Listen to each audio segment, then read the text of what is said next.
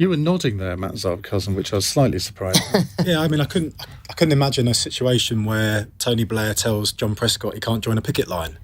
I mean, this is the situation that the Labour Party's in at the moment. I don't think he ever did, though, did he? Well, I can't recall any particular examples at the moment, but I'm sure that there was no ban on front benchers joining picket lines under Tony Blair. That's the difference. What Harry said is correct.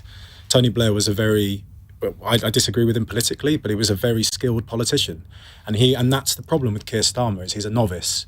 He's only elected to Parliament in 2015. He hasn't got the experience or the wherewithal to accommodate the unions and business in the coalition that he's trying to build. So his entire strategy is to try to be antagonistic towards the unions. I don't think he's going to back the strikes. He obviously didn't back the recent rail strike.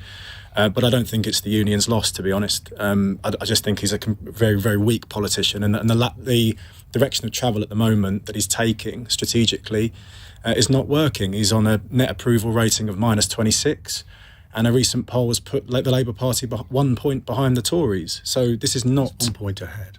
I think it's the narrowest lead the Labour Party 1 point behind the Tories, yeah, so... no, I think they were 1 point ahead, but that's... the Labour Party... sorry. The narrowest lead of all of the recent polls. Sure, yeah, sorry, I stand corrected. But did he have any alternative but to sack Sam Tarry? It wasn't really for appearing on a picket line, it was because he did unauthorised... I mean, if you... Imagine you were in your old job and you saw a front bencher going on television and you hadn't given him permission to do so, and then he was effectively making policy on the hoof. You would have been bringing up Jeremy Corbyn and saying, well, we can't have this.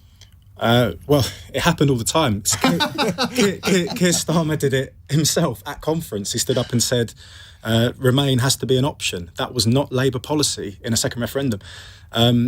So, yeah, we had a lot of freelancers, unfortunately. Did you advocate Jeremy should sack Keir Starmer? I don't think he should have appointed him Brexit secretary. I think that was a mistake in hindsight.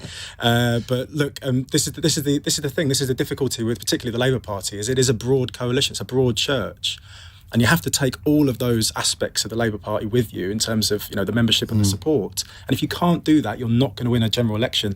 And the way that Keir Starmer can do that is by having a very positive, propositional vision for the country that he can unite people behind. But at the moment, all he's got is, premium bonds that he's announced. I mean, no one can really say what policies he's got. A 5% cut on energy bills. I mean, it's weak sauce.